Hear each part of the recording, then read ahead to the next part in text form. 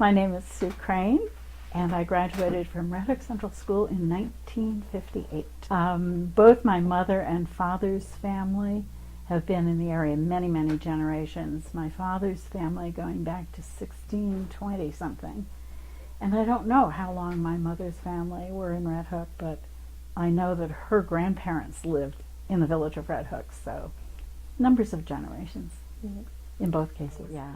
Most of my friends, some of whom still live here, agree that we had an idyllic childhood. It was not very well populated. The town itself was quite rural, and until IBM moved into the Kingston area, it was still a very, very rural town with most of the population within the village of Red Hook. And I had childhood friends who are still here today, Tibby Close being one of them. And we went to kindergarten together and went all through school together. I found in Red Hook opportunities to work when I was young, and I worked at a very young age. At that point in my life, about 14 or 15, it became important to start spending money. And particularly movies, which you will be interested to know, were 25 cents a ticket. And so I got a job. My first job was with the Grand Union grocery store in Red Hook. I was a cashier, and I enjoyed it. There were lots of people coming and going, and I had a lot of fun doing that. And I worked there until I graduated from high school. And I also got a job at the same time on Saturday mornings with a local dentist, and I became his dental assistant. And that proved very useful later on because I could look for a job with that qualification. So I have very strong opinions about work. I think that work is essential for happiness. My parents, as I said, were very hardworking people. My father was a carpenter, and a very good one, who apprenticed with his brother-in-law and learned carpentry with him as a very young man before my parents were married. And he and my uncle worked together and built many of the homes in the Rhinebeck area and some in Red Hook. And when World War II broke out, people just weren't building. There weren't materials, and people didn't have the money. Everything kind of came to a standstill in terms of that. But IBM moved into Poughkeepsie, and they were developing materials there and had a large plant that became a huge economic engine for the Hudson Valley, and my father began working there and never did go back to independent carpentry as his vocation. He stayed on there and worked there probably over 30 years before he retired. Thinking of my father, my mother at the same time stayed at home. She was a stay-at-home mom, and when I talk about all the things that she did in terms of preserving food and taking care of the home and watching out for the kids and so on, she was a typical mom at the time. My father loved his garden. It was an immense garden for the village of Red Hook. He had, I think, probably the best part of a half an acre planted in vegetables, row after row after row, and kept them not only for us but shared the wealth of that garden with the neighbors. We had enough strawberries one year that we shipped them to New York City with a local farmer who went into New York with his produce every week. And that meant if there were that many strawberries that we kids got involved in working, and often we would go down the streets with a little wagon carrying the vegetables that my father grew and selling them to neighbors and around the bend to people that we didn't know very well. So they always looked for our strawberries. My father, in addition to being a gardener, was an outdoorsman and loved to hunt rabbits and squirrels and I don't know what all, deer. He loved to fish. and consequently many of the vacations we took were somewhere near a lake or streams where he could fish. And ironically, he went off after he had retired, a few months after he had retired from IBM. He went off on the first day of April fishing and didn't come home for lunch, which was very unusual. And my mother called me where I was working at the time and asked me if I would come help her look for him. She just didn't like it. It wasn't what he would normally do. And what happened actually was my brother and I and my husband went to look for him and found him dead in a stream where he had been fishing. The shock of that was murder. It was brutal. But, in later years I realized how blessed he was to have died doing something that he loved doing and not to have suffered through a long recovery or maybe not a recovery. So, there are ways of looking at things differently after shock wears off.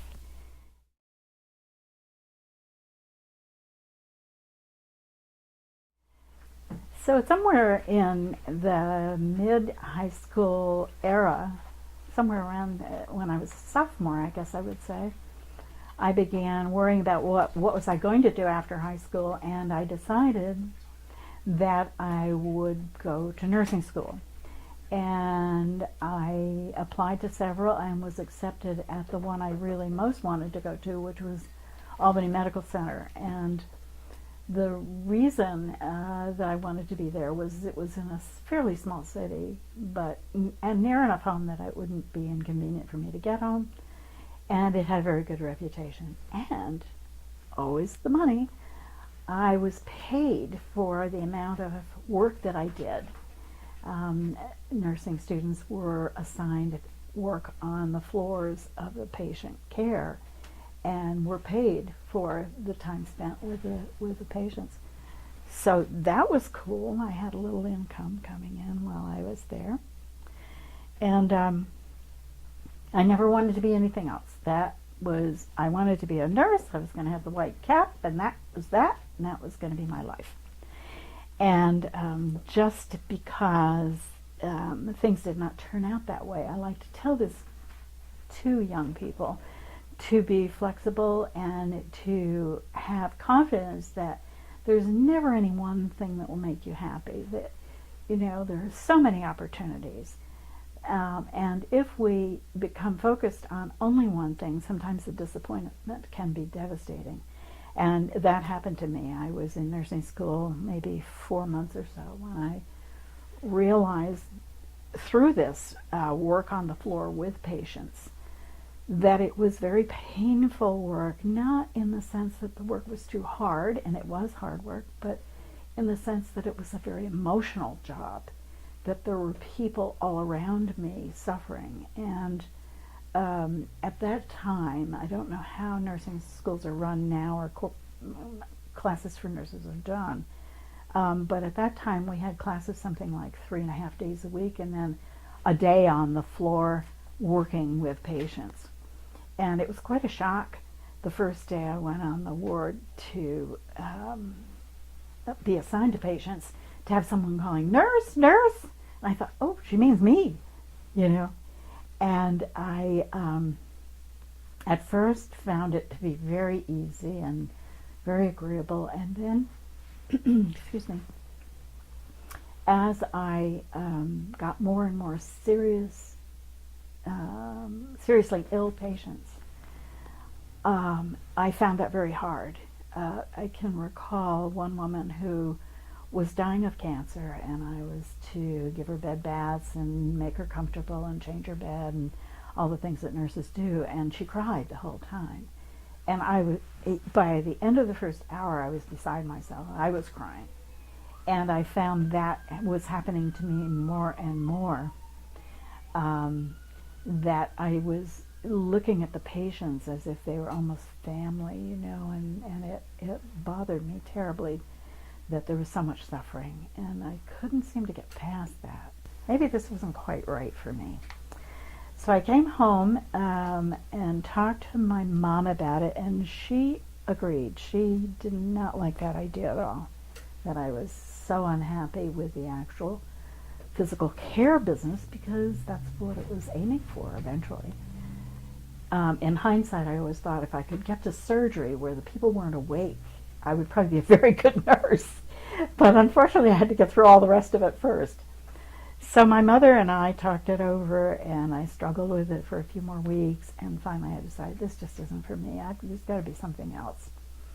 And I came home, and I was truly, truly miserable. I was depressed and disappointed in myself, and it was a very hard time, fortunately for me. The president of Bard College at the time, whose name was Reamer Klein, invited young, or anyone for that matter, not necessarily young, students to come in to think about becoming part of the Bard class experience. And I did that. The cost was very nominal, and I enjoyed every second of it, and I went full time. And things were going along swimmingly. I finished my junior year, and I was moving into my senior project and finishing my senior year, when in September of my senior year, my mother-in-law had a massive stroke. And her husband, who was wheelchair bound, came to live with us. And I had just started my senior year, and I thought, I have two children who are, I think they were 10 and 13 or 14 at the time. I've got a house to take care of, a husband, and now I have a wheelchair-bound older person in the house. I don't think I can do this. So I went to see my faculty advisor, and my faculty advisor was a wonderful guy who was not rattled the least by my saying what I just told you, that I have a burden here that's going to be overwhelming. I just don't see how I can continue as a full-time student, or maybe a student at all. And he said, I see. I said, I think I'm going to have to leave. And he said, what difference in all of that would your leaving make? How would your leaving make any difference in all of that? And that, for me, was a life-changing question. How would my leaving change any of that, was the question. And I so often, through my life, have remembered that, that question, which was just such a short probing on his part. There was no judgment about it. It was just, how do you really, how would that change anything? And I think it's worthwhile to ask ourselves when we make decisions whether the decision will change anything that's made you unhappy or not. So that was very important to me, and as it turned out, I answered the question, nothing. It's not going to make any difference in any of that. That's still all going to be there. And he let me decide whether I would continue, which I did. And I, as you can see, was forever grateful for him for asking that question. How would your leaving change any of that? So as you go through life, challenged by a variety of things, sometimes that's an important question to ask yourself.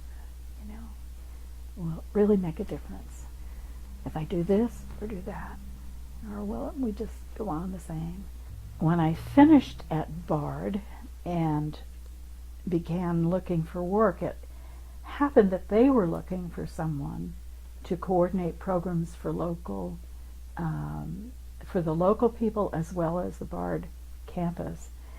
And so I was hired to do that and write the newsletter and to develop some summer programs and various things that were all very interesting, and I was good at administration, so that worked out very well for me, and I was there for the better part of 6 years. And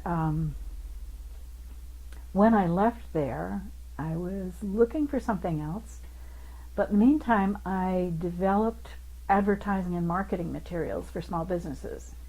And I did that for a while and had a good time. The only thing was, it was lonely to work for yourself at home alone. I found over a period of time, a year or two, it was a lonely way to spend time. I really liked being with people, and as it turned out, I was hired as a consultant for Northern Dutchess Hospital, where I met the medical community and got involved. I was asked to be on the board there of trustees and served on the board for the better part of 22 years, I think it was. And I administered a program called Project Elder Care, which was looking at the needs of elderly people in a rural area. And we had a New York State grant, and I got to know many of the people who work at the hospital, and we developed a very, very interesting report back to New York State on the situation of people who were older living in a rural area, which is they were looking for that information and some insights. While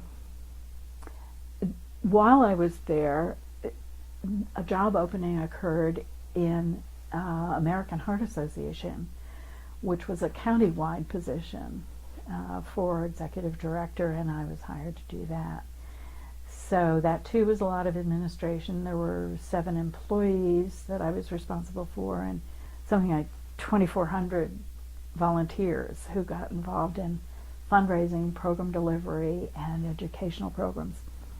So that was fun, and I fully retired actually from there, never intending to work again full time. And within a few years, someone asked me if I'd ever thought about running for office, and I had indeed not. And so I thought about it, and I thought, well, you know, I could probably do that. It didn't seem that hard. So I did. I ran for town board, and lo and behold, I won a town board seat, which I was reelected to twice more. And in the 10th year, I was asked to run for town supervisor, which I did, and that was a whole different kettle of fish. The role of town supervisor is one of a lot of responsibility and a lot of budget development and a lot of oversight of the town's business in general, zoning and planning and dog catching and assessment of properties and so on. It has a lot of facets, and I developed a number of very good friends there, and I worked in that position for two full 4-year terms when I retired. Finally, really retired.